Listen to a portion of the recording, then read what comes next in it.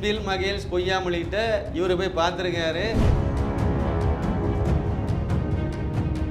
வள்ளலாரை பற்றி இவர் பேசுவாருன்னு சொல்லி நாங்கள் பேசுவார், அவருக்கு ஏற்பாடு பண்ணுங்கன்னு சொல்லி அவர் அதிகாரிகளுக்கு உத்தரவிட்டு, இது எல்லாமே அதிகாரிகள் மட்டத்திலிருந்து கீழே போட்ட உத்தரவுப்படி நடந்த விஷயம்.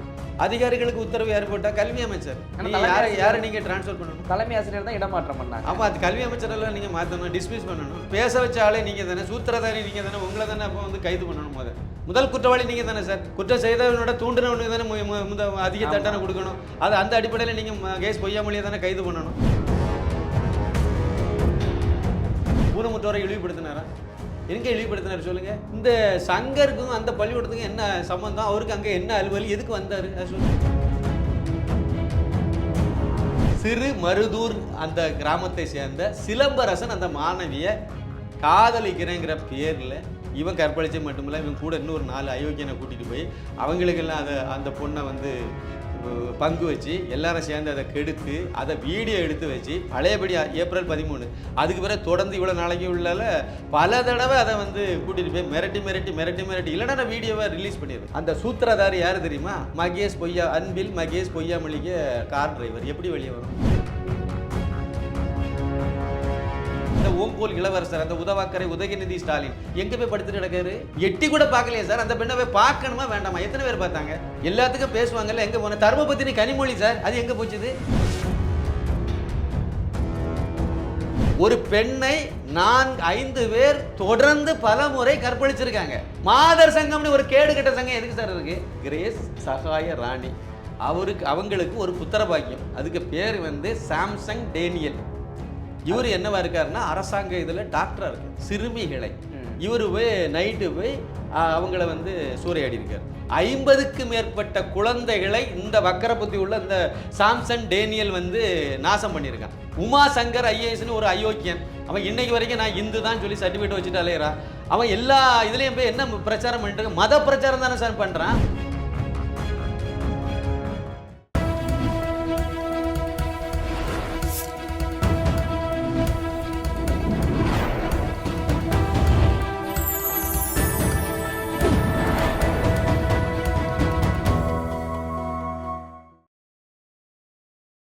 சேனல் 5 தமிழ் நேயர்களுக்கு வணக்கம்.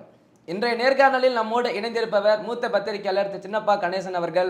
வாருங்கள், அவரோடு பேசுவோம். சார் வணக்கம். சார் வணக்கம். சேனல் 5 நெஞ்சங்களுக்கு எனது பணிவான வணக்கம்.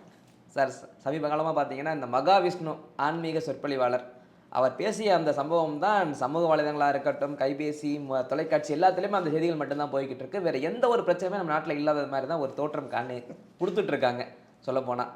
ஆக்சுவலாக எதை மறைப்பதற்கான இந்த செயல்பாடுன்னு நீங்கள் நினைக்கிறீங்க? அதாவது முதல் மகாவிஷ்ணு ஒரு இந்து மத பேச்சாளர் கிடையாது. இந்து மத ஆன்மீக பேச்சாளர் அப்படி எடுக்க முடியாது. அவர் எல்லா மதத்தில் உள்ள கருத்துக்களையும் எடுத்து பேசுகிறார். அவர் வேற ஒரு இதில் ஒரு ஆன்மீக பேச்சாளர்னு நம்ம எடுத்துக்கலாம்.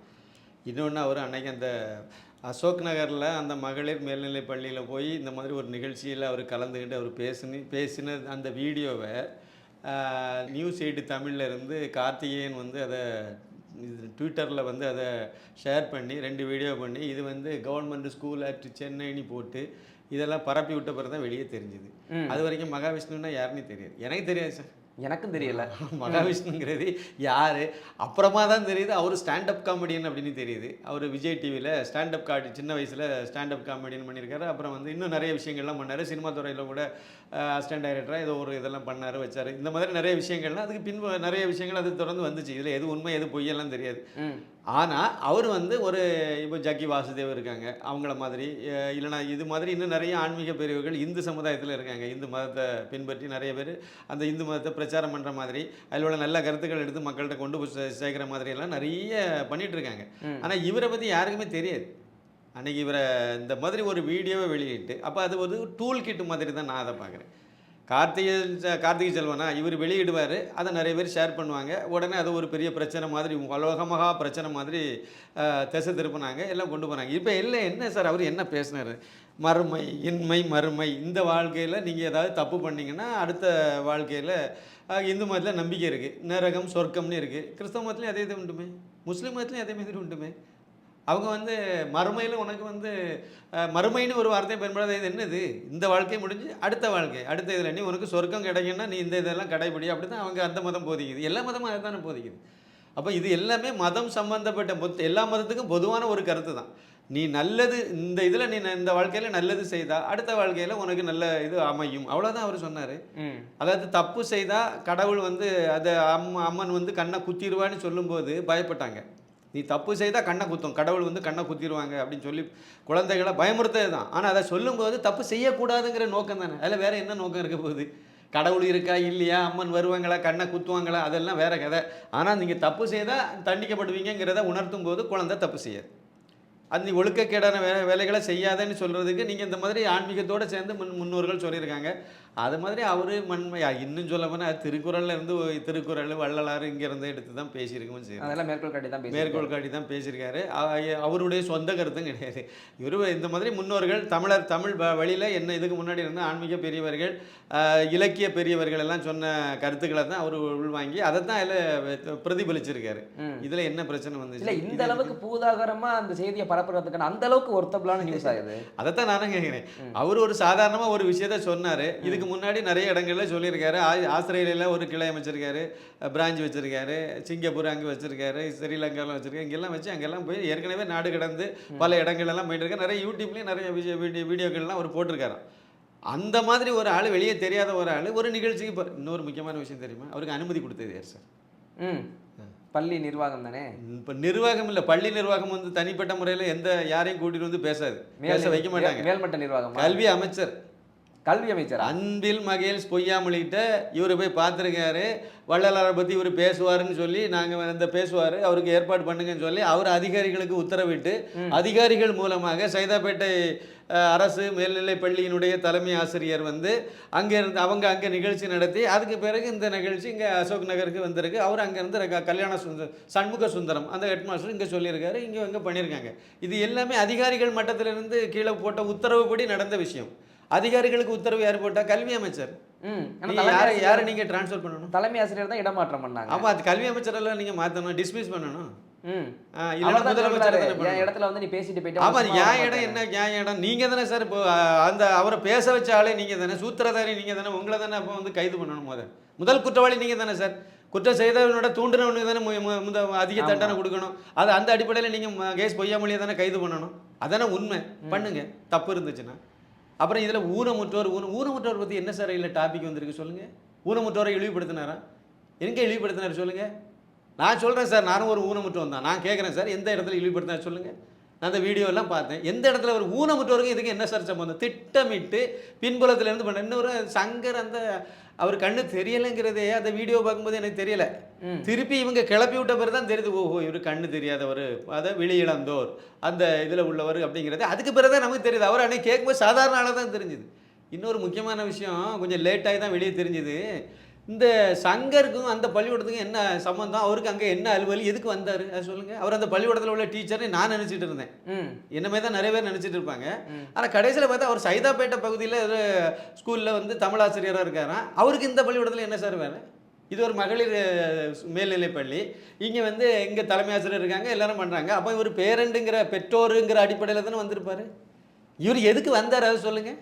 அதுக்கு பின்புலம் யார் அனுப்பி விட்டாங்க, எதுக்கு அவர் வந்தார் அப்படின்னு அங்கே இவர் வருவார், இப்படி பேசுவார், இதை நீ இப்படி பண்ணணும், அதை நாங்கள் வீடியோ எடுத்து வெளியே பரப்புவோம். அதில் வந்து கார்த்திகை செல்வன் வந்து அதை உடனே ட்வீட்டில் போடுவார், உடனே அதை எடுத்து பெரிய விஷயமாக்கணும். இதெல்லாம் திட்டமிட்டது தானே. அவங்க தான் ஒரு டூல் கிட் வச்சுருக்காங்களா, அந்த அடிப்படையில் போகுதுன்னு ஏன் நீங்கள் சொல்ல மாட்டீங்க இதை? அப்படி இன்னொரு கேள்வி கேட்குறேன் சார். இவர் இதை போட்டுட்டு அதே கார்த்திகை செல்வன் பழையபடியும் வர்றார்.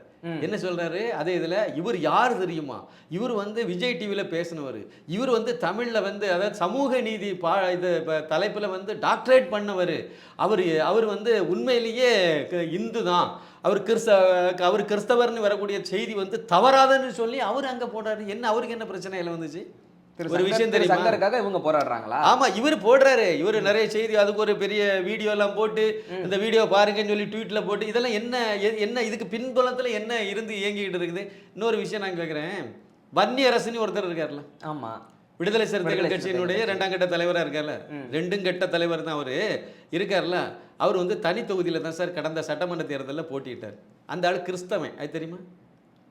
பக்கா கிறிஸ்தவன், வன்னியர் பக்கா கிறிஸ்தவன். போட்டியிட்டது தனி தொகுதியில் போட்டியிடணும்னா இந்து ஆதி திராவிடராக இருந்தால் தான் போட்டியிட முடியும். சர்டிஃபிகேட் இந்து ஆதி திராவிடர்னு வச்சிருக்காரு. உடனே அவர் இந்து ஆயிடுவாரா? சான்றிதழ் தானே இப்பெல்லாம் பேசுது. எவ்வளோ பெரிய அயோக்கியத்தனம் இது. அவ்வளோ எதுக்கு சார்? தங்கலான் படம் வந்து இல்லை இப்போ, அந்த படத்தினுடைய இயக்குனர் பா ரஞ்சித், அவர் கிறிஸ்தவன் தெரியுமா? அவர் வாயினாலே சொன்னதுதான் இது, நான் கிறிஸ்தவன் அப்படின்னு சொல்லி. அவர் சர்ச்சுக்கு போயிட்டு இருக்காரு. இன்று வரைக்கும் சர்ச்சுக்கு ஞாயிற்றுக்கிழமைனா சர்ச்சுக்கு போயிட்டு இருக்காரு. இவரு பொண்டாட்டி பிள்ளைகளும் எல்லாம் போயிட்டு இருக்காங்க. எனக்கு நல்லா தெரியும். ஆனால் அவருக்கு சான்றிதழ் இந்து ஆதி திராவிடர்னு வச்சிருக்காரு. என்ன செய்ய போறீங்க? இவ்வளோ உயரத்தை தொட்டாச்சு, இவ்வளோ சம்பாதிச்சாச்சு. இனிமே அந்த சலுகைகளும் அந்த உரிமைகளும் வந்து அந்த அப்பாவி மக்களுக்கு, ஏழை மக்களுக்கு கிடைக்கக்கூடியதை பிடுங்கக்கூடிய வேலை இவருக்கு தேவையில்லை. ஆனால் வச்சிருக்காரு. என்னைக்காவது பிள்ளைகளுக்கு உதவும், இந்த நீட் எக்ஸாம்லாம் எழுதும்போது அதில் யூஸ் ஆகும், அப்படி தானே வச்சுருக்காரு. இதே தான். திருமாவளவன் இந்துக்காரன் தானே, இந்து தானே அவர்? இல்லை அப்புறம் எதுக்கு தனி தொகுதியில் திரும்பந்தூரில் தனி தொகுதியில் நின்னார்? ராசா இந்துவா? அவர் இந்துனா பொண்டாட்டி எதுக்கு கிறிஸ்தவ முறைப்படி நல்லடக்கம் செய்தாங்க? அப்போ கன்வெர்ட்டட் தானே. அப்புறம் எதுக்கு நீலகிரி தனி தொகுதியில் நின்று இவர் போட்டிட்டார்? அதாவது தென்காசி பாராளுமன்ற தொகுதி, அது இன்னைக்கு வரைக்கும் தனி தொகுதியாக தான் இருக்குது. அதில் இதுக்கு முன்னாடி காங்கிரஸில் நின்று வெற்றி பெற்றவருக்கு பேர் அருணாச்சலம். அந்த அருணாச்சலம் வந்து கல்யாணம் பண்ணும்போதே கிறிஸ்டினாக கன்வெர்ட் ஆகிட்டாராம். ஆனால் அது கடைசி வரைக்கும் தனி தொகுதி அது. அதில் நின்று அவர் வெற்றி பெற்றார். வெற்றி பெற்று மத்திய அமைச்சரெல்லாம் ஆனார். எல்லாரும் அம்பேத்கர் எழுதின சட்டத்தை வச்சு தான் எல்லாரும் இதை பண்ணுறாங்க. அந்த சட்டத்தில் தான் எல்லாரும் மிஸ்யூஸ் பண்ணிட்டு இருக்காங்க. அதேமாதிரி தான் சங்கரம். நீங்கள் சொல்கிற கருத்துக்களை வச்சுலாம் யாரும் விவாதமோ யாரும் வந்து பண்ண மாட்டாங்கல்ல. அது எப்படி பண்ணுவேன்? கார்த்திகை செயலனை பண்ண சொல்லுங்கள், இல்லை கார்த்திகேயனை பண்ண சொல்லுங்களேன், இந்த கும்பலெல்லாம் பண்ண சொல்லுங்களேன். இதை சொல்லணும்ல சார். நீங்கள் அவர் வந்து இந்து தான் சொல்லிட்டு தூக்கிட்டு வர்றீங்க. எதுக்கு தூக்கிட்டு வர்றீங்க? அதை யாரும் உங்கள்கிட்ட கேட்கலையே, யாரும் அதை பெருசாக பேசவும் இல்லையே. அப்போ ஏன் நீங்கள் இந்துங்கிறத உறுதிப்படுத்த? அது பொய்யான செய்தி. அவர் உண்மையிலே இந்து தான், எதுக்கு நீங்கள் அதை கொண்டு வரீங்க? இன்னொரு லாஜிக் தெரியுமா? கண் தெரியாதவங்க, காது கேட்காதவங்க, வாய் பேச முடியாதவங்க, ஊனமுற்றோர்கள், இதுக்காக நிறைய அமைப்புகள் வச்சு நிறைய நிறுவனங்களை நடத்துறது அவ்வளோ கிறிஸ்தவ மிஷினரி கும்பல்கள். நான் கன்னியாகுமரி மாவட்டத்தை சார்ந்தவன், எனக்கு நல்லா தெரியும். அதுக்கு உள்ளெல்லாம் பார்த்துட்டு வெளியே வந்த ஆளுன்னா அங்கே பாருங்கள், நிறைய நிறுவனங்கள் இருக்கும். ஊனமுற்றோர்களுக்கு நிறைய வச்சுருப்பாங்க. அதுலேயும் வாய் பேசாதவங்களுக்கு, கண்ணு தெரியாதவங்களுக்கு நிறைய வச்சுருப்பாங்க. இதில் போன ஒரு இந்துக்கார வெளியே இந்துவாக வெளியே வந்ததே கிடையாது. எல்லாம் கன்வெர்ட்டடா, எல்லாம் அங்கே போனால் மாற்றிடுவாங்க சார். நீங்கள் அங்கே சேர்த்துட்டீங்கனாலே முடிஞ்சு போச்சுங்க அதை. அப்புறம் அவர் ஒன்றும் இந்துக்காரனெல்லாம் வெளியே வரமாட்டார், அங்கேருந்து வெளியே வர முடியாது. அப்புறம் இவர் மட்டும் சங்கர் மட்டும் நான் வந்தேன்னா எங்கே வந்தார்? சேலஞ்சு பண்ண சொல்லுங்கள், கேமரா தூக்கிட்டு போவோம், வீட்டுக்கு போய் பார்ப்போம். இன்னும் நிறைய கூத்தெல்லாம் நடந்துகிட்டு இருக்கு சொல்கிறேன். அதனால் அடிப்படை இதுதான் சார். அதாவது 1-2 பேர் தப்பி தவறி இது மாதிரியான ஸ்கூலுக்கு போயிட்டு வெளியே வரும்போது இந்துவாக இருந்தால் பெரிய விஷயமா இருக்கும். இந்த தெருவோரம் பாடிக்கிட்டு இருக்காங்களா, ரோடா, கண் தெரியாதவங்க தானே, அவங்க பாட்டு பாடி ஏதோ ஒரு வைத்த பிழைப்பு நடத்திட்டு இருக்காங்கல்ல, அதில் எத்தனை பேர் இந்துக்காரன்னு தேடி பாருங்க. இருக்க மாட்டாங்க. பேர் ஆனால் ஐயப்பண்ணி இருக்கும். உடனே அவன் இந்துன்னு சொல்லிட முடியுமா? அது மதம் மாதிரி ஏதோ லாங் எகோ மதம் மாதிரி இருக்கும். அது மதம் மாற்றிடுவாங்க சார். அவர் என்ன மாறுறது? அவரே ஒரு அனாதை மாதிரி எதோ அந்த ஒரு தவிச்சிட்டு இருக்கக்கூடிய ஒரு எந்த வகையிலும் ஆதரவற்ற நிலைமையில் நிற்கும் போது இவங்க நான் ஆதரவு தாரங்கிற பேரில் கூட்டிகிட்டு போய் ஆடு வெட்டுற கதை தான். இதுதான் இந்தியா முழுக்க இதான் நடந்துட்டு இருக்கு. அந்நிய தெரேசா இருக்காங்கல்ல, அவங்க மட்டும் என்ன பண்ணிட்டு இருந்தாங்க? நான் மதம் மாற்றலைன்னா நான் வந்து எதுக்கு நான் இந்தியாவுக்கு வந்தேன்னு கேள்வி கேட்டாலும் அந்த அம்மா. ஆனால் வந்து அவங்களுக்கு பாரத ரத்னா விருது கொடுத்து என்னெல்லாமோ பண்ணி வச்சுருக்காங்க. அயோக்கியத்தனம் சார் இதெல்லாம். மதம் மாற்றுவதற்காகத்தான் நான் வந்திருக்கேன்னு சொல்கிறாங்க. அவங்கள வந்து நீங்கள் பெரிய ஒரு விஷயம்னு சொல்கிறீங்க. இதே தான் இங்கேயும் அப்படி தான் நடக்கும். சங்கர் விஷயமா இதுதான் சார். இப்போ நான் விஷயத்துக்கு வரேன். சரி, அதை தொடர்ந்து இவர் என்ன சொன்னார்? ஏன் ஏரியா, நீங்கள் கேட்ட கேள்வி, ஏன் ஏரியா, இங்கே வந்து நீங்கள் என்ன பண்ணுறீங்க? இவருக்கு ஏரியா சென்னை கிடையாது, திருச்சி தானே? ஆமாம், திருச்சி. அதே திருச்சியில் அதே நாள் இன்னொரு விஷயம் பெரிய அளவில் வந்து பிரச்சனை வந்து வெளியே வந்துச்சு. ஆனால் எந்த தொலைக்காட்சியும் விவாதம் பண்ணல, செய்தியாகவே போடல சார். ஆமாம். ஒரு ITI படிக்கக்கூடிய மாணவி, 18 வயசு, லால்குடியை சேர்ந்த மாணவி. அது அந்த மாணவி வந்து சிறு மருதூர் அந்த கிராமத்தை சேர்ந்த சிலம்பரசன் அந்த மாணவியை காதலிக்கிறேங்கிற பேரில் எத்துவாளத்தனம் பண்ணி ஏமாற்றி அந்த அப்பாவி பெண்ணும் வந்து காதலுங்கிறத நம்பி மயங்கி ஏமாந்துட்டு அந்த பெண்ணை இந்த ஏப்ரல் மாதம் 13ஆம் தேதி இந்த அயோக்கியம் கூட்டிட்டு போய், இந்த சிலம்பரசங்கிற அந்த அயோக்கியம் கூட்டிட்டு போய் திருச்சி பக்கத்தில் திருச்சிக்கு கூட்டிட்டு போய் அங்கே ஒரு தனி வீட்டில் போய் அந்த பொண்ணை வச்சு நான் வந்து என்ன சொல்லி கூட்டிருக்கேன்னா, நம்ம கல்யாணம் பண்ணுவோம், கல்யாணம் பண்ணுறதுக்கு நம்ம வந்து சில விஷயங்களெல்லாம் பேசி முடிவு பண்ணணும்ல, அதை நம்ம செய்வோம், என்னென்ன பண்ணணும் என்ன பண்ண போகிறோங்கிறத பேசணும்னு கூட்டிகிட்டு போய் அங்கே வச்சு அந்த பொண்ணை கற்பழிச்சு, இவன் கற்பழிச்சே மட்டுமில்ல இவன் கூட இன்னொரு 4 அயோக்கியனை கூட்டிகிட்டு போய் அவங்களுக்கெல்லாம் அந்த பொண்ணை வந்து பங்கு வச்சு எல்லாரும் சேர்ந்து அதை கெடுத்து அதை வீடியோ எடுத்து வச்சு பழையபடி ஏப்ரல் 13 அதுக்கு பிறகு தொடர்ந்து இவ்வளோ நாளைக்கு உள்ளால பல தடவை அதை வந்து கூட்டிகிட்டு போய் மிரட்டி இல்லைன்னா நான் வீடியோவை ரிலீஸ் பண்ணிடுவேன், சோசியல் மீடியாவில் வீடியோவை வெளியிட்டுரும், இப்படி சொல்லி மிரட்டி ஒரு எல்லைக்கு மேலே அதால் தாங்க முடியாமல் அது கர்ப்பமாயிருக்கு. அதுக்கு மாத்திரை வாங்கி கொடுத்து கருவை கலைக்க வச்சு இவ்வளோ வேலையும் பார்த்து தொடர்ந்து பண்ணிட்டு இருந்திருக்கான் அந்த சிலம்பரசன், சிலம்பு என்கிற சிலம்பரசன். இவ்வளோ வேலையும் பார்த்துருக்கேன். கடைசியில் ஒரு எல்லையை மீறி என்னமோ வந்து என்னால் இது மாதிரி வாழ்க்கையே போச்சு, நாசமாகி போச்சு, என்னமோ இதை வெளியே சொல்லிடுவோம்னு சொல்லிட்டு அப்புறம் அது நேரே வந்து எஸ்பி ஆஃபீஸில் வந்து மனு கொடுத்துருக்கு. யாருக்காவது தெரியுமா? மனு கொடுத்த உடனே ஒரு பேட்டியும் கொடுத்துச்சு. அந்த பேட்டி தினமலர் மாதிரியான ஒரு சில இதில் மட்டும்தான் வந்துச்சு. அந்த வீடியோவே வந்துச்சு, அவங்க வெப்சைட்டில் இருக்கும். பெரிய பெரிய தொலைக்காட்சிகள் என்ன வரலையே அந்த செய்தி? ஆமாம், வராதில்ல. அது எப்படி வரும்? ஏன் தெரியுமா? அந்த சூத்திரதாரி யார் தெரியுமா? Anbil Mahesh பொய்யாமொழிக்கு car driver. எப்படி வெளியே வரும்? எப்படி சார் வெளியே வரும்? டிரைவர்னால இவ்வளோ சலுகைகள் இருக்கோ? டிரைவர்னா பிறகு சும்மாவா? திமுக அது ஒரு அமைச்சர், திமுக அமைச்சருடைய டிரைவர், வீட்டுக்காரன், வேலைக்காரன் எல்லாரும் யாராக இருந்தாலும் அது வந்து எந்த வீடியோவும் கண்டுக்காதுல்ல. இப்போ நான் கேட்குறேன், அதே நியூஸ் 18ல் தானே நீங்கள் இது இவ்வளவு தூரம் பிரச்சாரம் பண்ணிட்டு இருந்தீங்க.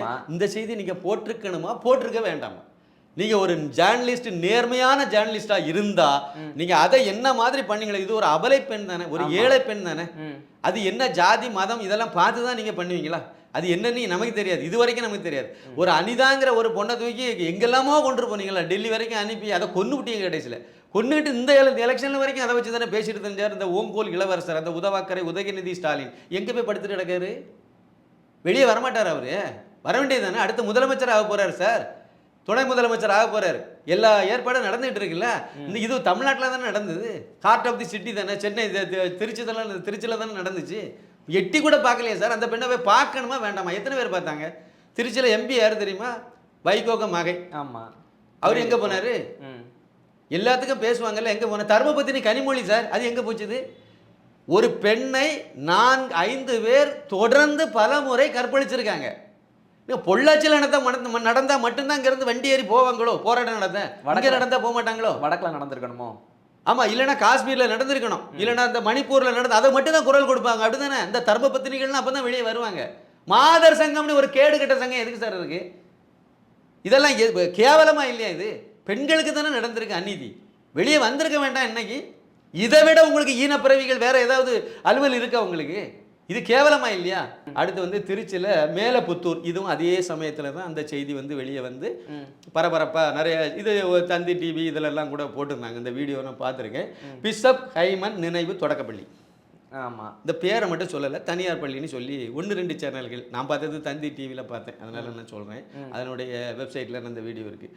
பிஷப் ஹைமன் நினைவு தொடக்கப்பள்ளி 5ஆம் வகுப்பு வரைக்கும் இருக்கும். அப்போ ஒரு 10 வயசு 11 வயசு தான் இருக்கும் அந்த குழந்தைகள், பெண் குழந்தைகள். இது அங்கே தலைமை ஆசிரியராக கிரேஸ் சகாய ராணி இருக்காங்க. தலைமை ஆசிரியை வந்து கிரேஸ் சகாய ராணி. அவங்களுக்கு ஒரு புத்திர பாக்கியம். அதுக்கு பேர் வந்து சாம்சங் டேனியல். இவர் என்னவா இருக்காருன்னா அரசாங்க இதில் டாக்டராக இருக்கார். அருமையான பிறப்பு. ஆமாம், அரசு டாக்டராக இருக்கார், அரசு மருத்துவமனையில் டாக்டராக இருக்கார். இந்த பிஷப் ஹைமன் நினைவு தொடக்கப்பள்ளி இருக்குல்ல, அங்கே ஒரு ஹாஸ்டல் இருக்கு.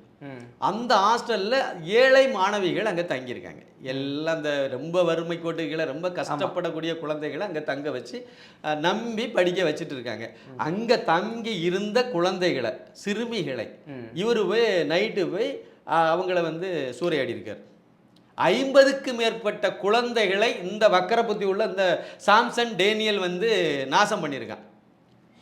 இந்த விஷயம் இது அவ்வளோத்தையும் மறைச்சிருக்காங்க. அதை தாண்டி இது வெளியே வந்திருக்கு. யாராவது ஒருத்தங்க போய் எட்டி பார்த்தாங்க? 50க்கு மேற்பட்ட குழந்தைகள். இதுவும் கல்வித்துறை அமைச்சர் கட்டுப்பாட்டில் தானே வரும். இது கல்வி தானே இது. ஆமாம், இது ஒன்றும் பெருசாக பேசி பார்க்கலையே நான் எதுவும். அவன் பேச மாட்டாங்கல்ல, பேசலையே. அதுதானே நான் கேட்குறேன் சார். இந்த பத்மா சேஷாத்திரின்னு ஒரு ஸ்கூலு சென்னையில், நம்ம சென்னையில் உட்காந்து பேசிகிட்டு இருக்கோம். சில ஆண்டுகளுக்கு முன்னாடி ஒரு கனிமொழியெல்லாம் அப்படியே வந்து ரோட்டில் வந்து ஓன்னு சொல்லி கத்திட்டு இருந்தாங்க. பெரிய பிரச்சனை. என்ன பிரச்சனை தெரியுமாங்க? அங்கே படித்த முன்னாள் மாணவிகள் அவங்களுடைய வாட்ஸ்அப் குரூப்ல என்ன இந்த வாத்தியாரெல்லாம் டீஸ் பண்ணாரு, கற்பழிச்சார் இல்ல, இவரெல்லாம் வந்து என்ன வந்து இப்படியெல்லாம் வந்து இந்த செக்ஸுவல் ரிலேட்டடா ஏதோ கொஞ்சம் சீண்டுனால் செக்ஸுவல் சீண்டல்கள் தான், பெரிய அளவுல எல்லாம் இல்ல. அது ஏதோ வார்த்தைகள்ல ஏதோ மெசேஜ் அனுப்புனாரு, புண்ணாக்கு அனுப்புனாரு, இந்த மாதிரி கதை தான். அது உண்மையா இல்லையான்னு கூட தெரியாது சார். அதுவும் எப்ப நடந்தது? அவங்க முன்னாள் மாணவி. அப்ப அது எத்தனை 7-8 வருஷத்துக்கு முன்னாடி இல்ல 4-5 வருஷத்துக்கு முன்னாடி நடந்த ஒரு சம்பவமாக வெளியே வந்துச்சு, அவ்வளவுதானே. அந்த பள்ளிக்கூடத்தையே இழுத்து மூடணுங்கிற லெவலுக்கு கனிமொழி வந்துச்சா இல்லையா? பள்ளியின் பேர் என்ன? பத்மா சேஷாத்ரி. இந்த பள்ளியின் பேர் என்ன? அதாவது பிஷப் ஹைமன் நினைவு தொடக்கப்பள்ளி. பள்ளியின் பெயர் தவறா இருக்குல்ல, அந்த மாதிரி பேர் இருந்தா வந்திருப்பாங்க. அப்படி இருக்கலாம்ல. அப்போ உங்களுக்கு வந்து அதாவது இந்த மாதிரி அதாவது இந்து விரோத அரசுங்கிறத நம்ம ஏத்துக்கலாமா? இந்து பள்ளிக்கூடத்துல எது தப்பே நடக்காட்டா கூட தப்புன்னு சொல்லி நாங்க சித்தரிச்சு அந்த பள்ளிக்கூடத்தை இழுத்து மூடக்கூடிய அளவுக்குலாம் நாங்க வருவோம். ஆனா கிறிஸ்தவ மிஷினரி கும்பல்கள் நடத்தக்கூடிய பள்ளிக்கூடத்துல தப்பே நடந்தா கூட நாங்க கண்ணு இழுத்து மூடிட்டு படுத்துக்குவோம் அப்படின்னு சொல்லி. அப்படித்தானே இது இருக்கு. மைக்கேல் பட்டியில ஒரு சம்பவம் நடந்துச்சுல, ஒரு குழந்தை செத்தே போச்சுல்ல, அங்க ஹாஸ்டல்ல தங்கினது எத்தனை பேர் கொல்ல கொடுத்தாங்கன்னு நினைக்கிறீங்க? நவதோரத்தையும் மூடிட்டு படுத்துக்கிட்டாங்கல்ல. திருமாவளவன் எங்க போனாரு? திருமாவளவெல்லாம் ஆரம்பித்து தமிழ்நாட்டில் இருக்கக்கூடிய நம்ம தகரமுத்து, அவருக்கு பேனெல்லாம் முறிஞ்சு போச்சோ, கண்டதுக்கெல்லாம் கவிதை எழுதுவார். காஷ்மீர் ஆசிஃபா குழந்தைக்கு கவிதை எழுதினார், மணிப்பூருக்கு கவிதை எழுதினார். இப்போ ஏன் கவிதை எழுதலை? எழுத வேண்டியது தானே. திருச்சியில் இவ்வளவு பெரிய சம்பவம், இதெல்லாம் கரண்ட்ல இப்ப நடந்த சம்பவம் சார். இந்த விஷயங்கள் ஆமா, இங்க இப்ப பேனா உடஞ்சு போச்சு, நிப்பு உடஞ்சு போச்சு. அதனாலதான் இல்ல இது 50 மாணவிகள் சொல்றீங்கல்ல, எல்லாமே 50க்கும் மேற்பட்ட மாணவிகள் 6 மாத காலமாக இந்த சம்பவம் நடந்திருக்கு, ஒரு நாள் நடக்கல. பெரிய பெரிய வயது நிரம்பிய 18 வயதுக்கு மேல பெண்களுக்கு சொல்ல வாசி தெரியும். இந்த பிள்ளைகளுக்கு மலலைகளுக்கு என்ன தெரியும் சொல்ல தெரியும்னு நினைக்கிறீங்க? இன்னொன்னு ஹாஸ்டல்ல தங்கி இருக்கு. சகாய மேரி வந்து சகாய ராணி, கிரேஸ் சகாய ராணி வந்து அவங்க தான் ஹாஸ்டல் வார்டனும், அவங்க தான் பள்ளி தலைமை ஆசிரியர். எல்லாமே. ஆமா, அவங்க எப்படி வந்து அந்த குழந்தைய வெளியே பெற்றோர்கிட்ட சொல்ல விடுவாங்க? அதை மீறி இதெல்லாம் தாண்டி ஏதோ ஒரு பெற்றோர்கிட்ட சொன்னதுல தான் இந்த விஷயம் வெளியே கசிஞ்சு வெளியே வந்தது. அப்ப எவ்வளவு அதான் 6 மாசம் நடந்திருக்கு. 6 மாசம் 50க்கும் மேற்பட்ட குழந்தைகள் ஒரு தொடக்க பள்ளியில இவ்வளவு பெரிய அநியாயம் நடந்திருக்கு. சிறுமிகள் எல்லாமே. அவன் எவ்வளோ பெரிய காம கொடூரனாக இருப்பான் பாருங்க. சின்ன குழந்தைகள்கிட்ட போய் பண்ணக்கூடிய அளவுக்கு அவன் டாக்டர் வேற. இந்த பொண்ணாங்க இவ்வளோ தூரம் பண்ணிட்டு இருந்திருக்கான். இதை பற்றி யாருமே கண்டுக்கலை. இங்கே ஒரு மனித உரிமை கழகம், அப்புறம் மகளிர் இது எல்லாம் இருக்கா இல்லையான்னு தெரியல. அதே மாதிரி தான் மகளிர் சங்கம் அந்த மூதவிகள்லாம் எங்கே போச்சுன்னு தெரியல. அதே மாதிரி தர்மபத்தினி கனிமொழியிலிருந்து ஆரம்பித்து இந்த ஜோதிமணி ஆளை காணவே இல்லை. அப்போ இதெல்லாம் வந்து அவங்க ஒரு குழந்தைக்கு ஒரு தப்பு நடந்ததுன்னா யாராக இருந்தாலும் கொதிக்கணும் சார் ரத்தம். அப்போ தான் உண்மையிலே நீங்கள் வந்து அதை பற்றி பேசுறதுக்கு இல்லை பொது வாழ்க்கைக்கு தகுதியான ஆளுன்னு சொல்லுவேன். இப்போ திருச்சி மேட்டரை நான் உங்களுக்கு இவ்வளோ விஷயங்கள் சொல்லிட்டேன். இது எல்லாமே ஆமாம் 2 சம்பவங்கள் உங்களுக்கு நான் சொல்லியிருக்கேன். இந்த 2மே வந்து எல்லாத்துக்கும் அதாவது நம்மள மாதிரியான மாணவிகள்ன்றது ஒரு பெரிய செய்தியாகவே போடலையே சார். ஏதோ ஜஸ்ட் ஒரு சின்ன பிட்டு மாதிரி போட்டு செய்திகள்லாம் தொடர்ந்து போய்கிட்டு இருக்கு பெரிய பெரிய சேனல்களில் கூட பெரிய அளவில் பேச மாட்டாங்களே. விவாதமே நடத்தலையே சார். விவாதிக்க வேண்டிய பொருள் இதுதானே. இதை நீங்க விவாதிச்சிருக்கணும்ல. அந்த விஷயத்தை வெளியே கொண்டு வந்து அந்த கார்த்திகேயனால இதை ஏன் சொல்ல முடியலன்னு கேட்கிறேன். இதை சொல்லியிருக்கணுமா வேண்டாமா? ஒரு நேர்மையான ஒரு இதழாளராக ஒரு பத்திரிகையாளராக ஒருத்தன் இருந்தா எல்லாத்தையும் எடுத்து பேசணும்ல.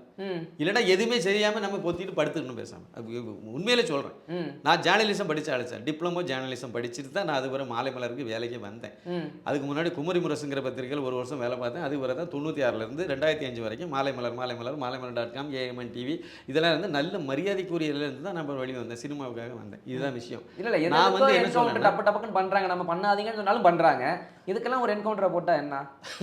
இல்ல என்கவுண்டர்ல வெளியே அடக்குறாங்க, அப்படியே மறைக்கிறாங்களா, அப்படியே மறைச்சு அப்படியே வெளியே தெரியாமையே கொண்டு போகணும்னு நினைக்கிறாங்களே. இதை நீங்க எந்த கண்ணோட்டத்தில் பார்ப்பீங்க? அடுத்து இன்னொரு சம்பவம் சொல்றேன். இதை தமிழ்நாட்டுக்குள்ள தான் பண்டுருட்டி பக்கத்துல சார், அங்குச்செட்டிப்பாளையம். பண்டுருட்டி பக்கத்தில் அங்குச்செட்டிப்பாளையம். அங்கே வந்து அன்னை வேளாங்கண்ணி பாலிடெக்னிக்கல் கல்லூரி ஒன்று அங்கே இருக்குது. அதில் மாதா பிறந்த இதை வச்சு அங்கே ஒரு மாதா ஊர்வலம் ஒன்று அங்கே நடத்துகிறாங்க. அதில் அந்த ஐடிஐன்னா அது கல்லூரி லெவலுக்கு நீங்கள் எடுத்துருக்க வேண்டாம். அதாவது அதுவும் ஒரு கல்வி நிலையம் தான். அங்கே படிக்கிற மாணவ மாணவிகள் இவங்களை கட்டாயப்படுத்தி, இல்லை எல்லா மதத்தை சார்ந்தவங்களும் இருப்பாங்க, இந்துக்காரங்க நிறைய இன்னும் சொல்ல போனால் அவங்களெல்லாம் கட்டாயப்படுத்தி நீங்கள் வந்து அந்த மாதா ஊர்வலத்தில் யூனிஃபார்மில் கலந்துக்க வச்சிங்களா? இது எந்த கணக்கில் வச்சாங்க அவங்க? KK நகரில் அசோக் நகரில் நடந்தது தப்புன்னா இது எப்படி சரின்னு சொல்லுவீங்க? இதில் வந்து இதில் இன்னும் சொல்ல போனால் மகாவிஷ்ணு வந்து அது இந்து மதத்தை பற்றியெல்லாம் ஒன்றும் பிரச்சாரம் பண்ண அங்கே போகலை. ஆனால் வந்து இங்கே அப்படி இல்லை, இது மத ஊர்வலம் சார். இது அதை வந்து எப்படி கல்வி நிறுவனத்தில் எப்படி அலோவ் பண்ணீங்க, எப்படி அது எப்படி அதை ஏற்றுக்கிட்டீங்க? மத ஊர்வலம், மாதா ஊர்வலம் நடக்குது, அதில் எல்லாரும் யூனிஃபார்மில் கலந்துக்கணும்னு சொல்லி கட்டாயப்படுத்தி கலந்துக்க வைக்கிறாங்க. நீங்கள் வந்து அந்த கல்லூரியுடைய ஆசிரியர்கள் இதில் இருக்கக்கூடிய பிரின்சிபால் எல்லாம் சொல்லும்போது மீற மாட்டாங்க, மீற முடியாது. நீங்கள் மார்க்கை வெட்டி விடணும்னு சொல்லுவீங்க, என்ன செய்வாங்க? சரி வேற வழி இல்லைன்ட்டு கலந்துக்குவீங்க, அப்படி தானே? இது எவ்வளோ பெரிய அயோக்கியத்தனம். மத மாற்றம் இதை விட வேற எப்படி பண்ணுவீங்க? ஒரு கிறிஸ்தவ மிஷனரி பள்ளிக்கூடத்தில் ஒரு குழந்தை வந்து 1ஆம் வகுப்புலேருந்து 12ஆம் வகுப்பு வரைக்கும் படிச்சதுன்னா 100 குழந்தைகள் படிச்சுன்னா 25 குழந்தைகள் தான் இந்துவாக இருக்கும். 100 குழந்தைகள் இந்து குழந்தைகள் கிறிஸ்தவ மிஷனரி கும்பல்கள் நடத்தக்கூடிய பள்ளிக்கூடத்தில் 1ஆம் வகுப்புலேருந்து 12ஆம் வகுப்பு வரைக்கும் படிச்சதுன்னா வெளியே வரும்போது 25 மாணவிகள் இல்லை மாணவிகள் மட்டும்தான் இந்துக்களாக இருப்பாங்க. பாக்கி 75 இந்து குழந்தைகளும் கிறிஸ்தவ குழந்தைகளாக கிறிஸ்தவ மதத்துக்கு மாற்றிடுவாங்க. இங்கே வந்து இதில் நடந்தது ஒரு பெரிய தப்பு. இங்கே வந்து இது பண்ணது ஜகத் கஸ்பரி எப்படி, யார் சார் அவர்? கிறிஸ்தவ பாதிரியாரா இல்லையா? இவர் எப்படி கல்லூரி அப்புறம் வந்து பள்ளிக்கூடத்துலலாம் எப்படி ஏற்றுனீங்க? அங்கே வந்து இந்த ஆளை வச்சு எப்படி பேச வச்சிங்க? உமா சங்கர் ஐஏஎஸ்னு ஒரு அயோக்கியன், அவன் இன்னைக்கு வரைக்கும் நான் இந்து தான் சொல்லி சர்டிஃபிகேட் வச்சுட்டு அலையிறான்.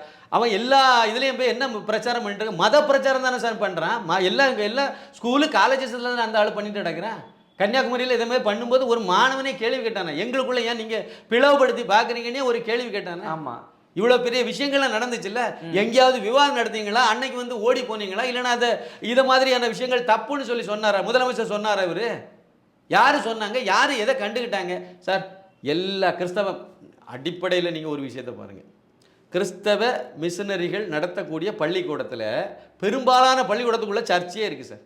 சர்ச்சுக்குள்ளே தான் பள்ளிக்கூடமே இயங்குது. அது எப்படி அனுமதிச்சிங்க? சர்ச்சுக்கு உள்ள சார், சர்ச்சுக்கு உள்ள அது அரசு உதவி பெறும் பள்ளி. நம்ம வரிப்பணத்தில் தான் சம்பளம் போட்டுட்டு இருக்கீங்க இன்னைக்கு வரைக்கும் அவங்களுக்கு. ஆனால் ஆசிரியர் பாடம் எடுக்கக்கூடிய ஆசிரியர் யார் தெரியுமா? பாதிரியார்.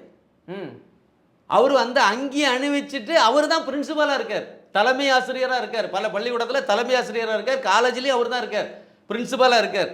இருந்து இவங்க நடத்துகிறாங்க. இவங்க படித்தது என்னது? மத குருப்பட்டது, குருத்துவ பட்டம் பெற்றவங்க இவங்க. அவங்களுக்கு இங்கே என்ன அலுவல் கல்வி நிலையத்தில்? எதுக்கு நீங்கள் அனுமதிச்சிங்க அவங்கள? கன்னியாஸ்திரிகள்னா யார் சார்? அவங்க ரோமன் கத்தோலிக்கில் மட்டும்தான் அந்த கான்செப்ட் இருக்குது. சரி, அதில் கன்னியாஸ்திரிகள்னு இருக்கக்கூடியவங்கலாம் யார்? முழுக்க முழுக்க மதத்துக்காக தங்களை அர்ப்பணித்தவங்க. அடுத்த கிறிஸ்தவ மதத்துக்காக தங்களை அர்ப்பணிச்சுட்டு எங்களுக்கு இந்த இல்லற வாழ்க்கை வேண்டாம்னு சொல்லிட்டு அந்த இயேசு தான் எங்களுக்கு இதுன்னு சொல்லிட்டு போயிட்டாங்க, அவ்வளோதானே. அவங்கள எப்படி நீங்கள் ஆசிரியை பயன்படுத்துறீங்க? அவங்களுக்கும் கல்விக்கும் என்ன சம்பந்தம்? ஸ்டெல்லா மேரிஸ்னு ஒரு காலேஜ் சென்னையில் இருக்குல்ல, ஸ்டெல்லா மேரிஸ், அதுக்குள்ளால என்ன நடக்குன்னு வெளியே தெரியுமா? அந்த காலேஜ் நடத்துறது யாருன்னு தெரியுமா? Roman Catholic. அதே ரோமன் கேத்தலிக். அவங்களுக்கு ஹெட் ஆஃபீஸ் எங்கே தெரியுமா? கேரளாவில். தமிழ்நாட்டிலே கிடையாது. தமிழ்நாட்டுக்கு அதுக்கு சம்மந்தமே கிடையாது. ஸ்டெல்லா மேரிஸ் காலேஜுக்கும் தமிழ்நாட்டில் உள்ள கிறிஸ்தவ அமைப்புகளுக்கு சம்மந்தமே கிடையாது. ரோமன் கேத்தலிக் தான். அது மகளிர் கல்லூரி. அங்கே வேலை பார்க்க அங்கே இருக்கக்கூடிய நம்முடைய வரிப்பணத்தில் அங்கே சம்பளம் வாங்குறது தெரியுமா? கன்னியாஸ்திரிகள் கேரளாவில் இருந்து அப்பாயின்மெண்ட் போடுறாங்க, இங்கே இருந்து செய்துட்டு இருக்காங்க. அது கட்டணம் கொட்டி கொடுத்துருக்கிறது யாரும் தெரியுமா? Sun TV. தயாநிதி மாறன் அவருக்கு நிதி பண்டில், எம்பி நிதி பண்டில் இருந்து தர்மபத்தினி கனிமொழி, இப்படி இந்த இவங்களுடைய தமிழச்சி தங்கபாண்டியன் எம்பி பண்டில், இவங்களுடைய எம்பி பண்டில் தமிழச்சி தங்கபாண்டியனுடைய எழுதின புத்தகத்தை அந்த கல்லூரியில் வந்து பாடத்திட்டத்தில் வச்சிருக்காங்க தெரியுமா? சரி, லயோலா காலேஜுக்கு வாங்க.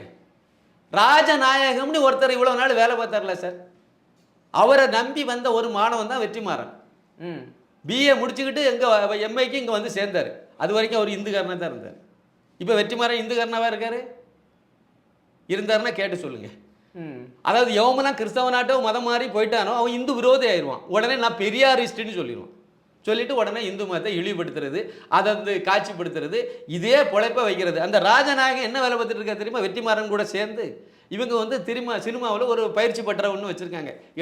எடிட்டரு, டைரக்டரு, கேமராமேன் எல்லாத்தையும் நாங்கள் கற்றுத்தரோன்னு சொல்லி உண்டு உறைவிட பள்ளி 1 வருஷம் பயிற்சின்னு சொல்லி எல்லாம் இலவசம்னு சொல்லி வருஷத்துக்கு 40 பேரை நாங்கள் வந்து பயிற்சி கொடுக்க போகிறோன்னு சொல்லி கிளம்புனாங்க. எத்தனை பேர் கொடுத்தாங்கன்னு எனக்கு தெரியல.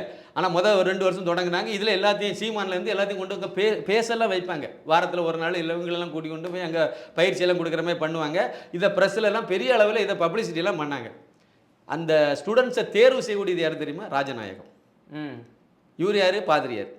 இவர் வந்து செலக்ட் பண்ணுவார். முதலாவது நீங்கள் எல்லாரும் அப்ளை பண்ணணும். அப்ளை பண்ணுறதுல ஏழைகள் எங்கே இருக்காங்கன்னு பார்ப்பாரு.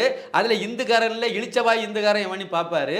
அவன் வீட்டுக்கு போவார். இவன் மதம் மாறுவானா மாற மாட்டானா பார்ப்பாரு. ஓகே, இவன் மாறிடுவான் கண்டிப்பாக, இது கடா வெட்டிடலாம். உடனே அவனுக்கு அந்த வீட்டு பிள்ளைக்கு வந்து அப்பாயின்மெண்ட் கொடுத்துருவாங்க. படிக்கிறேன்னு சொல்லி கொடுத்துருவாங்க. ஒரு வருஷத்துக்குள்ளே அந்த குடும்பமும் நாசம், மதம் மாறி போயிடும். இப்படி தான் நடந்துட்டு இருக்கு. காலேஜ்லேருந்து வெளியே வந்த பிறகு கல்லூரியில் அப்போ எவ்வளோ பேரை மதம் மாற்றிருப்பாரு. இல்லை, பள்ளி கல்லூரி 2 இடங்களுமே பார்த்தீங்கன்னா இந்த இந்து சமயமான ஏதாவது தொடர்புகள் பேச்சுக்கள் இருந்தாலும் அது உடனடியாக போய் கேட்குறாங்க, நிப்பாட்ட சொல்கிறாங்க. ஆனால் கிறிஸ்தவ சமயத்தில் எது நடந்தாலும் அந்த கேள்விகள் கேட்பதில் என்ன காரணம்னு நினைக்கிறீங்க? ஆமாம், அதான் இந்து விரோத அரசாங்கம் நடந்ததுன்னா என்னன்னு கேட்பாங்க. நான் ஒன்று சொல்கிறேன், நாங்கள் விரோதம் வரணும் அப்படின்னா அவங்க ஒரு சமயத்தை தழுவி தானே நிற்பாங்க. இல்லை, அது இவங்க தான் தெளிவாக சொல்கிறாங்கல்ல. கிறிஸ்தவங்க போட்ட பிச்சை, நாங்கள் இப்போ ஆட்சியில் இருக்கிறதே கிறிஸ்தவங்க போட்ட பிச்சைன்னு சொல்கிறாரு, பெருமைப்படுறாரு முதலமைச்சர். பிறகு எப்படி அவர் என்ன செய்வார் அப்போ? சார் இப்போ தானே சார் அது இது விநாயகர் சதுர்த்தி வந்துச்சு, வாழ்த்து சொன்னார் அவர். விநாயகர் எல்லோருக்குமான முதலமைச்சர் தானே. திமுக தலைவராக இருக்கிறது வரைக்கும் விட்டுருங்க, அது அவருக்கு கட்சி கொள்கைன்னு வேணால் எடுத்துருங்க. இப்போ அவர் முதலமைச்சர் தானே, எல்லோருக்குமான முதலமைச்சர் தானே. ஓங்கோல் இளவரசர் எல்லோருக்குமான அமைச்சர் தானே. யாராவது வாழ்த்து சொன்னதா நீங்கள் பார்த்துருக்கீங்களா? முதலமைச்சரோ முதலமைச்சருக்கு மகனோ இல்லைன்னா கனிமொழியோ தேன்மொழியோ யாராவது ஒருத்தங்க வந்து நீங்கள் அந்த விநாயகர் சதுர்த்திக்கு நாங்கள் கொண்டாடக்கூடிய இந்துக்களுக்கு நான் வாழ்த்துறேன்னு சொல்லி அதாவது வாழ்த்துனாங்களா? அதாவது இவங்களுக்கு நோக்கமே இந்து தர்மத்தை அழிக்கணும். நான் ஒன்று சொல்கிறேன் சார், இதுக்கு அடுத்து இன்னும் ஒன்று சொல்கிறேன். கன்னியாகுமரி மாவட்டம் நான் பிறந்து வளர்ந்தது ஊர் எல்லாமே கன்னியாகுமரி மாவட்டம் தான். நான் படித்தது தெற்கு திருவிதாங்கூர் இந்து கல்லூரி நாகர்கோவிலில் இருக்குது. அதே நாகர்கோவிலில் காலேஜ் ரோடுன்னு ஒன்று இருக்குது. அந்த ரோட்டில் பார்த்தீங்கன்னா WCCன்னு ஒரு காலேஜ் இருக்கும், பெண்கள் கிறிஸ்தவ கல்லூரி. அது உமன் கிறிஸ்டின் காலேஜ். இதுதான். அந்த காலேஜுக்கு போங்க, இந்து காலேஜுக்கும் போங்க. இந்து காலேஜுக்கும் சோரெல்லாம் இருக்குது. அந்த சோரெல்லாம் பாருங்கள், அது வெள்ளை அடித்து போட்டிருப்பாங்க, இல்லை வெள்ளை அடிக்காமல் இருக்கும், அப்படியே கிடக்கும். இல்லை போஸ்டர் கிறிஸ்டி எவனா ஒட்டி விட்டுருப்பான். இதுதான் அங்கே இருக்கும். அதே இது நீங்கள் அப்படியே ஸ்காட்ச் கிறிஸ்டின் காலேஜுக்கு போங்க, அந்த மணிமேடையில் தான் பக்கத்தில், அதை நடந்து போகிற தூரம் தான். இல்லை அப்படி இந்த ஸ்காட்ச் கிறிஸ்டின் காலேஜில் உமன் கிறிஸ்டின் காலேஜுக்கு போங்க. சோத்தில் ஒரு இடம் பேலன்ஸ் இருக்காது, எல்லாமே பைபிள் வசனங்களாக இருக்கும். இது கல்வி நிறுவனமாக இல்லைன்னா மதம் மாற்றக்கூடிய சர்ச்சா? இது பாவத்தின் சம்பளம் மரணம் அப்படிலாம் எழுதியிருக்கும். சரி, அந்த விவாதத்துக்கு போக வேண்டாம்னு நினைக்கிறேன். பாவத்தின் சம்பளம் மரணம்னா பாதிரியார்கள் எல்லாம் ஏன் சாவுறாங்க? அப்போ எல்லா பாதிரியாரும் பாவம் செய்தவங்கன்னு ஒத்துக்கிறீங்களா? நீங்கள் சொன்னதுனால நான் இதை சொன்னேன், இல்லைன்னா எனக்கு டாபிக் இது கிடையாது. சொல்கிறேன், இது மாதிரி விவாதம் பண்ணுனே நான் உள்ள நிறைய போகலாம். இப்போ அதுக்கு விட்டுருங்க, இங்கே வாங்க. இந்த ஸ்கூல் அதே மாதிரி ஜோசப் கான்வென்ட்னு ஒரு பள்ளிக்கூடம் இருக்கும், அதுக்குள்ளார தான் சர்ச்சை இருக்குது. அதே மாதிரி கோலி கிராஸ்னு ஒரு காலேஜ் இருக்கும் நாகர்கோவிலேயே, ராமன்புதூர், அதுக்குள்ளே தான் சர்ச்சையே இருக்குது. அங்கே யார் வேலை பார்க்குறான்னு சொன்னால் கன்னியாஸ்திரி தான். அங்கே டீச்சர்ஸ், ப்ரொஃபஸர் எல்லாருமே, பிரின்சிபால்லேருந்து எல்லாருமே கன்னியாஸ்திரிகள் தான். சம்பளம் யார் கொடுக்குறா? அரசாங்கம் கொடுக்குது, நம்ம வரி பணத்துலேருந்து கொடுக்குறீங்க. ஜோசப் கான்வென்ட்டில் இதே தான். இதே மாதிரி நிறைய பள்ளிக்கூடத்தில் வந்து நாங்கள் வந்து மாணவர்களுக்கு போதனை நடத்துகிறேன்னு சொல்லி, புண்ணாக்கம் நடத்துகிறேன்னு சொல்லி எல்லாம் மதமாற்ற பிரச்சாரத்தை இது வரைக்கும் இன்றைக்கு வரைக்கும் பண்ணிட்டு இருக்காங்க சார். தொடர்ந்து பண்ணிட்டு இருக்காங்க. பள்ளிக்குள்ள ஒரு கோயில் கட்டிக்கலாமா? அது மாதிரி ஒரு விநாயகர் கோயிலோ ஒரு முருகர் கோயிலோ? கோயில் நான் என்ன சொல்கிறேன், நீங்கள் ஒரு சர்ச்சையை கட்டி வச்சுருக்கீங்க, அதை கட்டிட்டீங்க, அதை வந்து விருப்பப்படுறவங்க அதில் போய் பண்ணி பக்கத்தில் ஒரு இந்து கோயிலையும் ஒரு விநாயகர் கோயிலை வச்சுருக்கீங்க, வந்து பக்கத்தில் ஒரு மசூதியும் ஒன்று வச்சு தொழுகை நடத்துறது டைம் இருக்கும்போது தொழுகை நடத்தி போனால் யாரும் உங்களை கேட்க போகிறதில்லை. ஆனால் நீங்கள் இங்கே வந்து இப்போ ஜோசப் கான்வென்ட் அப்படின்னா காலையில் ப்ரேயரே வந்து கிறிஸ்தவ இதை மட்டும்தானே பண்ணுவீங்க. அங்கே ஏதாவது இந்த பைபிளில் இருந்து அப்புறம் குரானில் இருந்து அப்புறம் பகவத்கீதையிலேருந்து ஏதாவது வாசிக்கிறீங்களா, வசனங்களை வாசிக்கிறீங்களா? அதெல்லாம் எதுவுமே கிடையாது. முழுக்க ப்ரேயரே முழுக்க கிறிஸ்தவ முறைப்படியில் பண்ணுறீங்க. என்ன சார், நீங்கள் வந்து அங்கே போகக்கூடிய எல்லா குழந்தையும் நீ வந்து குங்குமம் போட்டு வைக்காத, நீ வந்து பூ வைக்காத, பொட்டு வைக்காதல்ல சொல்லி பாடம் நடத்துகிறாங்க. அங்கே கிண்டல்லாம் பண்ணிட்டு இருக்காங்க. நீ பண்ணக்கூடாது, இது தப்பு. அந்த குழந்தை அப்படியே வீட்டில் வந்து இதெல்லாம் தப்புன்னு சொன்னாங்க, ஏன்னா மிஸ்ஸு சொன்னாங்க அப்படி சொல்லிட்டு வீட்டில் வந்து சொல்லிதான் இல்லையா? இதுக்கு பேர் என்னது? இது நீங்கள் இதை மாதிரி மற்ற குழந்தைகளுக்கும் சொல்லுங்கன்னு சொல்லி அனுப்புகிறாங்களா இல்லையா? இப்போ இது முழுக்க மதமாற்றத்துக்கு மட்டுமே கல்வி நிறுவனங்களை பயன்படுத்துகிறாங்களா இல்லையா? இதெல்லாம் அரசாங்கத்துக்கு தெரியல, கல்வி அமைச்சர் தெரியலன்னா என்ன கல்வி அமைச்சர், என்ன அரசாங்கம், என்ன முதலமைச்சர் இருக்க தெரியலைன்னு சொல்ல முடியுமா? எப்படி சொல்ல முடியும்? இவ்வளவுதான் இவங்களுடைய லட்சணங்கள் எல்லாம் இதுதான் சார். அதாவது முழுக்க இந்து துவேஷம், இந்து விரோதம். அதாவது முதலமைச்சரும் சரி இந்து விரோதி தான். முதலமைச்சருக்கு மகன் சனாதனத்தை ஒழிப்பேன்னு சொன்ன, இந்து மதத்தை ஒழிப்பேன்னு சொன்னால அவரு. அதே மாதிரி இவங்க தந்தையார் வந்து அவரும் இதே மாதிரி இந்து மதத்தை பூத காலம் ஃபுல்லாக திட்டிட்டு தெரிஞ்சாலும், ஏசிட்டு தெரிஞ்சாலும், இழிவுபடுத்திட்டு தெரிஞ்சாலும் இவங்ககிட்ட வேற என்னத்தை எதிர்பார்ப்பீங்க நீங்க? ஆனால் ஓட்டு அங்கே தானே போடுறாங்க. அதான் அறிவுகட்ட இந்துக்கள் ஓட்டு போடுறாங்க, அவ்வளோதான். இப்போ ஓட்டு திமுக ஓட்டு போடுற இந்துக்கள்லாம் அறிவுகட்ட இந்துக்கள். கண்டிப்பா சார். ஒரு விநாயகர் சதுர்த்திக்கு வாழ்த்து சொல்ல துப்பு கட்ட அரசாங்கம் இந்த திமுகவுக்கு எதுக்கு இந்துக்காரன் ஓட்டு போட்டுட்டு நான் திமுக காரன்னு பெருமை பேசுறான்னா இவன்லாம் எப்படி உப்பு போட்டு தான் சோறுதுங்க தானே நம்ம கேட்கணும். சார் விநாயகர் சதுர்த்தி என்ன சார் ஒரு இந்து பண்டிகை தானே, விநாயகரை வச்சு வீட்டில் கும்பிட்டீங்கல்ல, கொண்ட கடையிலலாம் அவிச்சு வச்சிங்கல்ல, சாமிக்கு கொழுக்கட்டெல்லாம் வச்சுலாம் சாமி எல்லா கும்பிட்டீங்கல்ல. வீடுகளையும் நடந்துச்சு. அப்புறம் நான் திமுகன்னு பெருமையாக சொல்கிறீங்கல்ல, உங்கள் ஆளை வாழ்த்து சொல்லு, இல்லைன்னா கட்சியை விட்டு வெளியே போ. இது வரைக்கும் இருந்தால் இருந்துட்டு போ. அது ஏதோ அறியாமையில் இருந்தேன். நான் கூட திமுகவில் தான் இருந்தேன். இங்கே ஓடுற ரத்தமும் திமுக ரத்தம் தான். எங்கள் அப்பாலாம் திமுக தான். எங்கள் ஊரில் திமுக கொடி கட்டினது எங்கள் அப்பாவும் பெரிய பக்கம் தான். அதனால நான் எல்லாம் திமுகலேருந்து அந்த ரத்தம் திமுக ரத்தம். எனக்கே சுருக்குன்றக்கே அந்த ஓட்டு போற திமுக தொண்டர்களுக்கு, இந்து தொண்டர்களுக்கு எப்படி இருக்கு? ஆமாம், அதாவது அது ஒரு குறிப்பிட்ட பாயிண்ட்ல தான் நமக்கு அந்த உணர்வு வரும், அந்த விழிப்புணர்வு வரும். ஓஹோ, இவங்க இந்து விரோதிகளா அப்படின்னு தெரிய ஆரம்பிக்கும். அது பிறகு தான் நம்ம அங்கேருந்து வெளியே வந்தோம். மாநாடெல்லாம் நடத்துறமே பழனியில். அங்கே பழனியில் மாநாடு எதுக்கு நடத்துறாங்க? இனிமேல் காவடியில் எடுப்பாங்க. ஏன்னா அண்ணாமலை வரவுக்கு பிறகு தமிழகத்தில் இந்து ஓட்டு வங்கி ஒன்று உருவாயிருக்கு.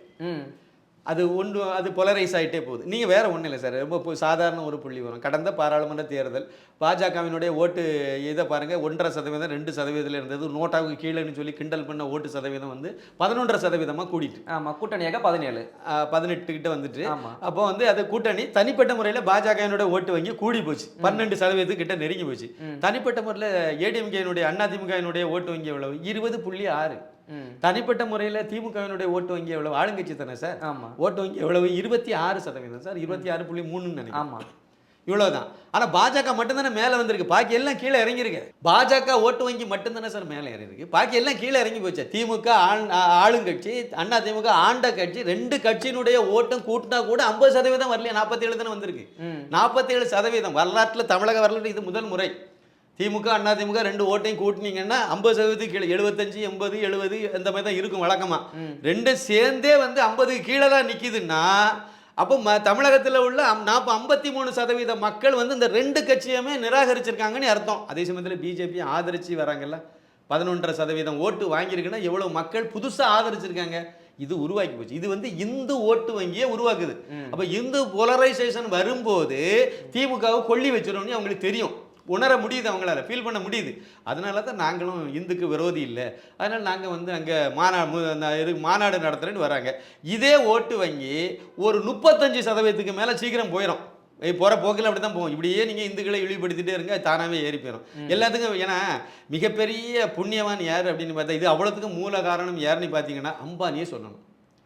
அவர் கொடுத்தாரு பாருங்க, நீங்கள் ஒரு நாளைக்கு 2 GB டேட்டா 250 ரூபாய்க்கு மாதம் ஃபுல்லாக பயன்படுத்துங்க. அதுக்கு முன்னாடி எப்படி இருந்துச்சு, 260 ரூபாய்க்கு 1 GB டேட்டா ஒரு மாதத்துக்கு.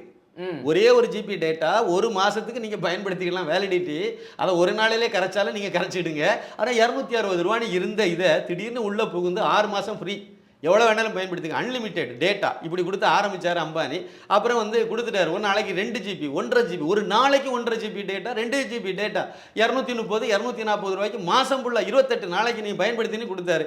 எல்லார் கையிலையும் மொபைலும் இருக்குது, எல்லார் கையிலையும் டேட்டாவும் இருக்குது, எல்லாரும் வீடியோவும் பார்க்குறாங்க.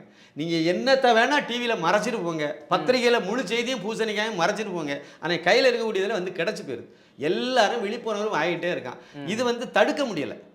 அது மு.க. ஸ்டாலினால தொலைக்காட்சிகளெல்லாம் தடுக்க முடியுது, இந்த செய்தியை போடாதன்னு மறைக்க முடியுது. அதே மாதிரி பத்திரிகைகள் எல்லாம் போடாமல் பிரிண்ட் மீடியாவும் தடுக்க முடியுது, சோசியல் மீடியாவை தடுக்க முடியல. அது பிச்சுக்கிட்டு போகிறது இல்லை. அது நீங்கள் யாருக்கு கட்டுப்பாட்டிலும் இல்லைல்ல, அதுக்கு இஷ்டத்துக்கு போதில்லை. இதுதான் அந்த விழிப்புணர்வு. இது ஒரு 15-10 வருஷத்துக்கு 4-5 வருஷத்துக்கு முன்னாடி அதில் வழக்கெல்லாம் பாயுதே. வழக்கு பாயிட்டோம், அதெல்லாம் வரத்தானே செய்யும். அது வந்தால் வரத்தானே செய்யும். அதை நீங்கள் தவிர்க்க முடியாது, அதுக்கு கண்டிப்பாக வரத்தான் செய்யும். அதெல்லாம் வரும். ஆனால் நான் என்ன சொல்கிறேன்னா, ஒரு 4-5 வருஷத்துக்கு முன்னாடி, இல்லைன்னா ஒரு 10 வருஷத்துக்கு முன்னாடி இருந்த இந்துக்களுடைய அந்த விழிப்புணர்வு அப்போ இல்லை, ரொம்ப கொஞ்சம் கொஞ்சமாக உருவாக்கி இப்போ ஒரு அளவுக்கு வந்திருக்கு. இது இன்னும் ஒரு 4-5 வருஷம் போச்சுதுன்னா, இல்லை இன்னும் ஒரு 2 வருஷத்தில் கண்டிப்பாக திமுகவை கொல்லி வைக்கக்கூடிய அளவுக்கு இது மேலே போயிடும். இதுக்கு இன்னொரு காரணம் அண்ணாமலை.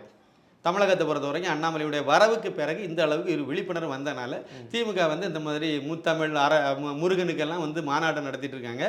இன்னும் ஒரு ஸ்டெப்பு மேலே போகும்போது, குறிப்பாக 2026 சட்டமன்ற தேர்தலில் திமுக ஒரு பெரிய அடி வாங்க வாய்ப்பு இருக்குது. அந்த அடி வாங்கிட்டாங்கன்னா அப்புறம் காவடி எடுத்துருவாங்க. ஸ்ட்ரைட்டாக அங்கேருந்து காவடி தான், திருச்செந்தூருக்கு காவடி, அழகு குத்துறது, காவடி எடுக்கிறது, மொட்டை கொடு போடுறது, பால் கூட எடுக்கிறது. அதுக்கு பிறகு இவங்க நீங்கள் பாருங்கள், ஆடி மாதம் ஆயிட்டுன்னா உடனே எங்கெல்லாம் கூழ் ஊற்றணுமோ அதை இவங்களே ஊற்றிடுவாங்க. இப்போ திமுக தலைவர்கள் எல்லாம் ஊத்த மாட்டாங்கல்ல. அப்ப அந்த திராவிடம்ன்ற வார்த்தை என்ன ஆகும்? அவர் சூழ்நிலை மாறினேன் சார். ம். இன்னொரு தகவலை நான் சொல்றேன். இது எனக்கு ரொம்ப நாளைக்கு முன்னாடி இந்த புரிதல் உண்டு. இந்த மாதிரி இந்து ஓட்டு வங்கி உருவானாலும் அந்த காவடி எடுப்பாங்க அப்படிலாம் சொன்னது நான் சொல்லலை. அதுக்கு நமக்கு முன்னாடி ராமசாமி சொல்லிட்டு போயிட்டார், துக்ளக் ஆசிரியர். அவர் அப்பவே இதெல்லாம் சொல்லியிருக்காரு. நான் வேற ஒரு கருத்து சொல்றேன். இது இந்து ஓட்டு இந்துக்கள் தாஜா பண்ணாதான் இனிமே ஆட்சியை பிடிக்க முடியுங்கிற ஒரு நிலைமை என்னைக்கு தமிழகத்துல வருதோ அன்னைக்கு வந்து கிறிஸ்தவங்க முஸ்லிம்கள் எல்லாம் இங்கிருந்து துரத்தி அடிக்கணும்னு திமுக காரனே சொல்லுவான். அப்பதான் இந்துக்காரன் ஓட்டு போடுவாங்க அப்படின்னு அவங்க நம்புவாங்க. ஏன்னா இந்து என்றால் திருடன்னு சொன்னது யாரு? கருணாநிதி. எங்க சொன்னாரு? எக்மோர்ல உள்ள ஒரு சர்ச்சில் வச்சு சொன்னார். 2002 2003 உள்ள சொன்னார். எந்த நிகழ்ச்சியில சொன்னாரு? அது வந்து கிறிஸ்மஸ் விழாவில். அங்க போனோமா கேட்க வெட்டி தின்னாம 4 பைபிளில் உள்ள 2 நல்ல வசனத்தை சொல்லி அவங்கள வாழ்த்தனமா வந்தமான்னு இருக்கணும். ஆனால் அவர் என்ன செய்தாரு?